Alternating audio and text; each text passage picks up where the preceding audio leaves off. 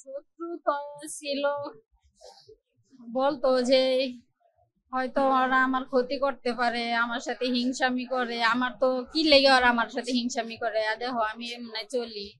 অনেকের কথাই বলতো, অনেক কিছু বলতো, কিন্তু ও অনেক ভালো মানুষ ছিল। উনি কারোর সাথে কোনো সময় যে এরকম গুলি করে মাইরা ফেলাইবো এরকম যে আমার কোনো সময় আমার ধারণার ভিতরেও নাই, আর ওনার ভিতরেও নাই। এরকম স্পট ডেট কত হবে এরকম কোনো শত্রু এরকম নাই। কোনো শত্রু আমাদের নাই। যারা বলতো কোনো যে নাম এরকম না বলা আশেপাশে যায়। এরকম বলতো যে হয়তো আছে, বলছে যে আছে এরকম, দেখো হয়তো আমার ক্ষতি করতে পারে, এরকম আশেপাশে অনেকের কথাই বলতো। তো আবার বলতো যে আমার সাথে শুধু শুধু হিংসামি করে, কে আমার তো আর কোনো কিছু নাই, আমার সাথে ওরা হিংসামি করে কি করবো।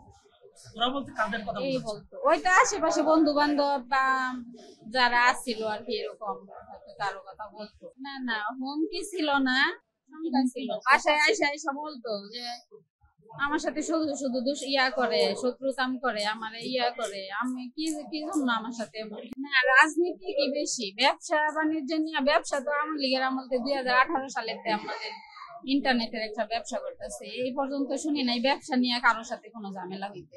মনে হইতেছে রাজনৈতিক দ্বন্দ্ব।